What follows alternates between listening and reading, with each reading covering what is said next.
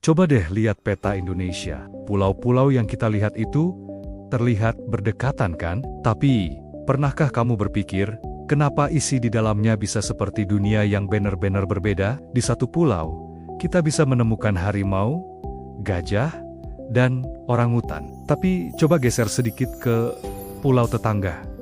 Hewan-hewan itu tidak ada sama sekali. Di satu wilayah, hutannya sangat lebat dan mirip dengan hutan-hutan di daratan Asia. Tapi di wilayah lain, tumbuhannya justru lebih mirip dengan yang ada di Australia. Aneh? Ya, pertanyaan besarnya, kenapa pulau-pulau di Indonesia bisa punya perbedaan yang sedrastis itu? Padahal letaknya saling berdekatan.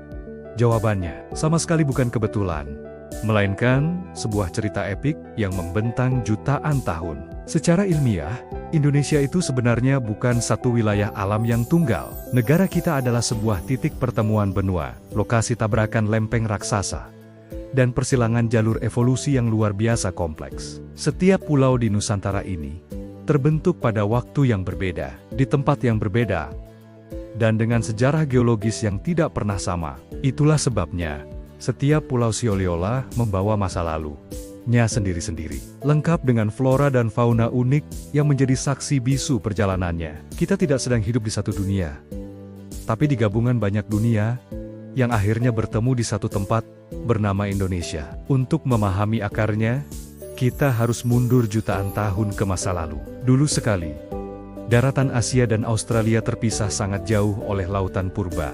Nah, sebagian pulau di Indonesia yang kita kenal sekarang, seperti Sumatera, Jawa, dan Kalimantan, pernah menyatu dengan benua Asia.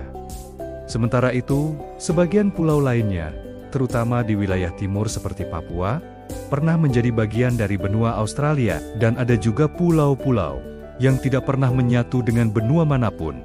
Mereka lahir dari aktivitas vulkanik di tengah lautan. Ketika lempeng-lempeng tektonik ini terus bergerak, daratan-daratan yang tadinya terpisah mulai saling mendekat, bertabrakan, dan akhirnya membentuk gugusan kepulauan yang kita tinggali hari ini. Pulau-pulaunya memang jadi berdekatan, tapi makhluk hidup yang sudah telanjur berevolusi di dalamnya selama jutaan tahun tetap membawa ciri khas dari tanah leluhur mereka. Penemuan ini membawa para ilmuwan pada sesuatu yang sangat mengejutkan. Mereka menemukan adanya sebuah garis tak kasat mata yang membelah Indonesia menjadi dua dunia biologis yang berbeda. Garis imajiner ini begitu penting, sampai-sampai ia dinamai sesuai penemunya, garis Wallace. Di sebelah barat garis ini, yang mencakup Sumatera, Jawa, dan Kalimantan, kita akan menemukan fauna tipe Asiatik, seperti gajah, harimau, badak, dan orangutan. Tapi begitu kita menyeberang ke timur garis ini,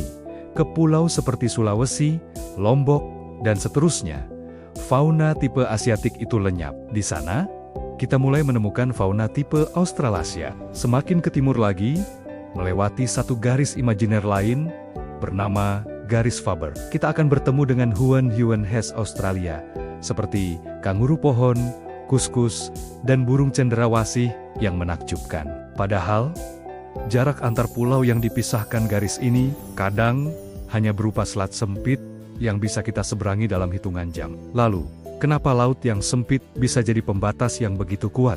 Bagi kita manusia, laut mungkin bisa diseberangi dengan perahu. Tapi bagi hewan-hewan purba, lautan, bahkan yang dangkal sekalipun, adalah sebuah tembok raksasa yang tidak bisa ditembus. Selama zaman es, permukaan air laut di seluruh dunia naik dan turun secara drastis. Ketika permukaan laut turun, daratan Sunda yang menghubungkan Jawa, Sumatera, dan Kalimantan dengan Asia muncul ke permukaan. Ini memungkinkan hewan-hewan dari Asia bermigrasi dan menyebar di wilayah barat Indonesia. Sebaliknya, daratan Sahul yang menghubungkan Papua dengan Australia juga muncul, memungkinkan fauna Australia bergerak bebas di sana. Namun, di antara kedua daratan ini, selalu ada laut dalam yang tidak pernah kering. Pulau-pulau yang tetap terisolasi oleh laut dalam ini menjadi dunia tersendiri. Makhluk hidup di sana berevolusi secara mandiri, menciptakan spesies-spesies yang tidak ditemukan di tempat lain di dunia. Karena sejarah yang unik inilah, Indonesia sering disebut sebagai laboratorium evolusi hidup terbesar di planet ini. Negara kita adalah surga keanekaragaman hayati, tempat di mana proses evolusi berjalan secara paralel di pulau-pulau yang saling berdekatan. Ini seperti alam sedang menjalankan ribuan mesin eksperimen secara bersamaan. Makanya, para ilmuwan dari seluruh dunia datang ke Indonesia untuk mempelajari bagaimana spesies baru bisa lahir, bagaimana lingkungan membentuk ciri fisik dan perilaku makhluk hidup, dan bagaimana perubahan iklim di masa lalu telah memengaruhi rantai kehidupan. Dari Komodo di Nusa Tenggara hingga Anoa di Sulawesi, setiap spesies endemik di Indonesia menyimpan kunci untuk memahami teka-teki evolusi. Jadi, kenapa semua ini penting?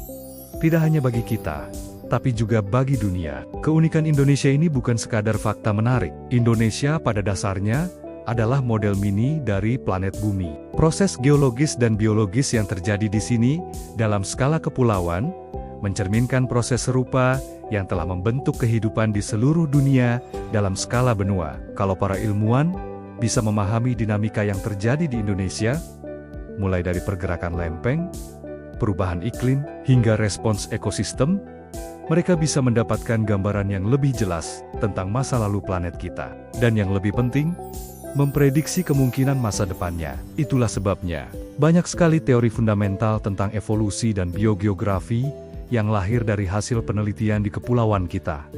Jadi, sekarang kita tahu, pulau-pulau di Indonesia tidak berbeda karena sebuah kebetulan. Mereka berbeda karena masing-masing dari mereka membawa arsip sejarah jutaan tahun di dalam tanah dan ekosistemnya. Sebuah sejarah tentang benua yang bertabrakan, lautan yang menjadi tembok, dan kehidupan yang berjuang untuk beradaptasi. Dan tanpa kita sadari, kita semua hidup tepat di tengah-tengah panggung eksperimen alam terbesar dan paling menakjubkan di planet ini. Kalau kamu baru sadar betapa luar biasanya pulau-pulau Indonesia, jangan lupa tekan tombol like dan subscribe channel ini. Karena masih banyak sekali fakta ilmiah tentang Indonesia yang bisa bikin dunia melongo. Terima kasih sudah menonton, sampai jumpa di video berikutnya.